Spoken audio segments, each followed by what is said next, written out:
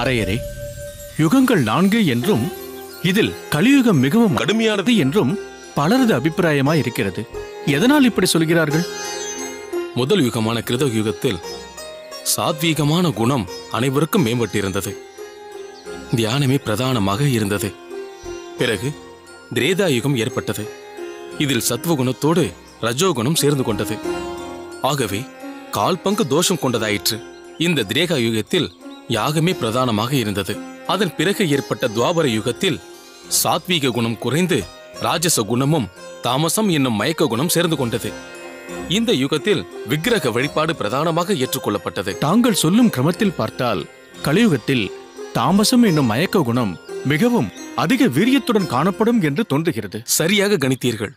ஒரு சமயம் இக்கலியுகத்தை நேரில் காண வந்த நாரதர் இங்கு காணப்படும் நிலையை கண்டு மனம் விரும்பினார். தான் கண்டதை சனத்குமாரர்கள் முதலியவர்களிடம் சொல்லி மிகவும் வருத்தப்பட்டார். எங்கும் உண்மை என்பதே இல்லை. தவமியற்றுதல், சுத்தத்தை பேணுதல், இரக்கம் காட்டுதல், மனம் விரும்பி பிறருக்கு தானம் கொடுத்தல் என்பவை மருந்துக்கு கூட இல்லையே. எல்லோரும் வயிற்றை நிரப்புவதிலேயே குறியாக இருக்கிறார்களே என்று புலம்பி தள்ளிவிட்டார். மேலும் நல்லவர்கள் என சொல்லப்பட்டவர்களே பகவானையும் அவனது பூஜைகளையும் வெறுக்கிறார்கள். பற்றற்றவர்கள் என புகழ் பெறுபவர்களே பற்று நிரம்பியவர்களாகவும் பெண் பித்தர்களாகவும் காணப்படுகிறார்கள். தம்பதிகளுக்குள் ஒற்றுமை இல்லை என்று பலவாறு புலம்புகிறார் நாரதர். அதனால்தான் கலியுகம் கண்டு பயம் ஏற்படுகிறதா? ஆனால் நீர் சொல்வதை ஒன்றும் மறுப்பதற்கில்லை. ஏன் அன்னத்தை கூட விலைக்கு விற்கிறார்களாமே? என்னவென்று சொல்வது? அன்னத்தை விற்பது மகா பாவம் என்று முற்காலங்களிலிருந்தே சொல்லப்பட்டு வருகிறது. அன்னதானம் செய்வது மிகவும் சிறந்தது. காசினவாய் கரம் விற்கிலும் கரவாது, மாற்றிலி சோறிட்டு தேச வார்த்தை படைக்கும் வங்கையினார்கள் வாழ்த்திருக்கோட்டியூர் என்று கொண்டாடுகிறார் பெரியாழ்வார். அதாவது திருக்கோஷ்டியூரில் உள்ளவர்களின் அன்னதான சிறப்பை வர்ணிக்கிறார். பண்டிதர்கள் வேதத்தை விலைக்கு விற்பது வீண் பகட்டுக்காகவும் புகழுக்காகவும் பூஜை நடத்துவது என்று பல கேட்டறியாத தோஷங்கள் இக்கலியுகத்தில் பீடித்திருக்கிறது. கலியுகத்தில் எல்லா அம்சங்களும் நிறைந்திருந்தாலும் அரிசியில்லாத நெல் போல சாரமற்றவையாக இருக்கின்றன. ஏன் அன்னத்தை சொல்கிறீர்? எதிர்வரும் காலத்தில் ஜலம் கூட விற்கப்படலாம்.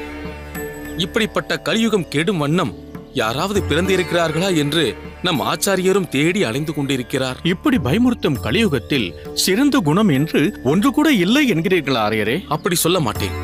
ஒரு சிறந்த குணமும் இதற்கு உண்டு. கிருத யுகத்தில் தியானத்தாலும், திரேதா யுகத்தில் யாகத்தாலும், துவாபர யுகத்தில் அர்ச்சனையாலும் பெரும் பலன்களை இக்கலியுகத்தில் பகவானின் நாம குணங்களை பாடி பரப்புவதனாலேயே மிக சுலபமாக அடையலாம். நாம ஜபத்தால் பிறர்க்கரிய பல செல்வங்களையும் பெறலாம் என்கிறீர். அருளோடு பெரு நிலமளிக்கும் என்று வைகுண்டத்தையும் நமக்கு பகவானின் நாம ஜபம் அருளும் என்று திருமங்கை ஆழ்வாரும், மொய்த்த வல்வினையும் நின்ற 3 எழுத்தினுடைய பேரால் கத்திர வந்து மன்ற பரமாங்கதி கண்டு கொண்டேன் என்று தொண்டரடி பொடி ஆழ்வாரும் தெரிவிக்கிறார்களே.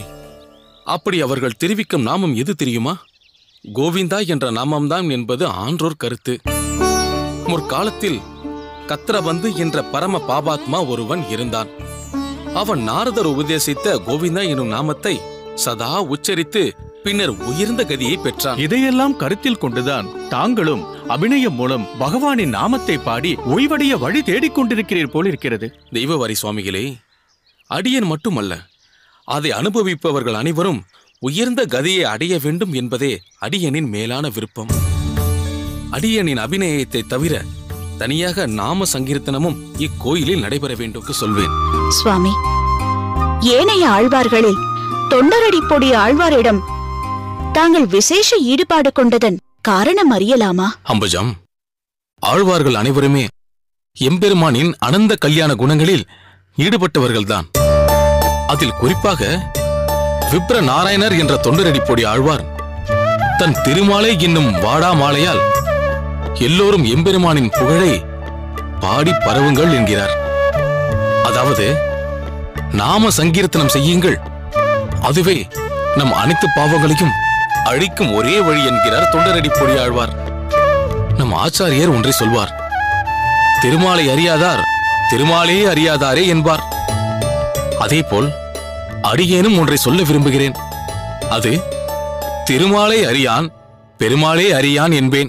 ஆஹா, நன்றாய் சொன்னீர்கள். இந்த திருமாலை என்னும் தொகுப்பில் ஆழ்வார் நமக்கு தெரிவிப்பது என்னவென்றால், எம்பெருமானை காட்டிலும் எம்பெருமானுடைய திருநாமம் மிகவும் உயர்ந்தது. நாம சங்கீர்த்தனம் செய்பவர்களின் மேன்மை அபரிமிதமானது என்று சொல்கிறார் ஆழ்வார். இந்திரலோகம் ஆளும் அச்சுவையை காட்டிலும் எம்பெருமானின் எல்லையற்ற பெருமையை பாடுவதுதான் திகட்டாத பெரும் சுவை என்கிறார்.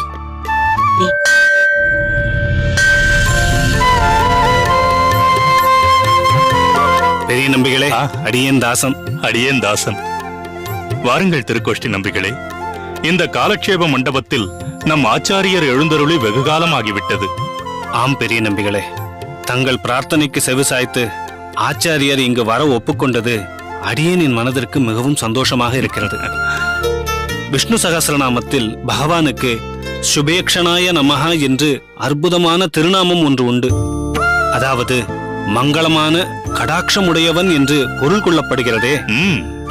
சுபேக்ஷனாய என்பதற்கு தம்மை தரிசிக்கும் அனைவருக்கும் மங்களகரமாக இருப்பவர் என்றும் பொருள் கொள்ளலாம். அப்படியானால் இந்த ஒரு திருநாமத்திற்கு பல பொருள் இருக்கும். அதையும் தாங்கள் சொல்லி அருளுங்களேன். அடியேனை விட இந்த நாமத்திற்கு இன்னும் சில விசேஷ பொருட்கள் உரைத்திடும் ஒருவர் அதோ அங்கு வந்து கொண்டிருக்கிறார்.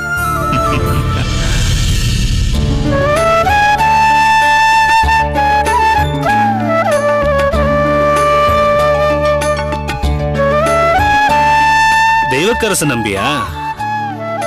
வந்தனம். வந்தனம் தெய்வக்கரசு நம்பிகளே. வந்தனம் அரையரே. வந்தனம். வெகு நாளைக்கு பிறகு தெய்வக்கரசு நம்பிகளை சந்திக்கிறேன். இருப்பினும் சரியான தருணத்தில் தான் வந்திருக்கிறீர்கள். என்ன திருக்கோஷ்டி நம்பிகளே, பலத்த பீடிகை போடுகிறீர்கள்? எல்லாம் உயர்ந்த விஷயத்தை பற்றிய விசாரம்தான். பகவானின் சகஸ்ர நாமங்களில் சுபேக்ஷனாய நமஹா என்று ஒரு திருநாமம் இருக்கிறதல்லவா, அதன் பொருள் பற்றி சம்பாஷித்துக் கொண்டிருந்தோம். மங்களமான கடாட்சமுடையவர் என்றும் தரிசிக்கும் அனைவருக்கும் மங்களகரமாக இருப்பவர் என்றும் ஸ்லாகித்து பொருள் கொண்டிருந்தோம். அப்போதுதான் தாங்கள் வந்து கொண்டிருந்தீர்கள். தங்கள் மூலம் இதே நாமத்திற்கு இன்னும் விசேஷ பொருளை அறியலாம் என்று ஆவல் கொண்டோம். தாங்கள் விருப்பப்பட்டு சொல்லுகையில் அப்படியே செய்கிறேன்.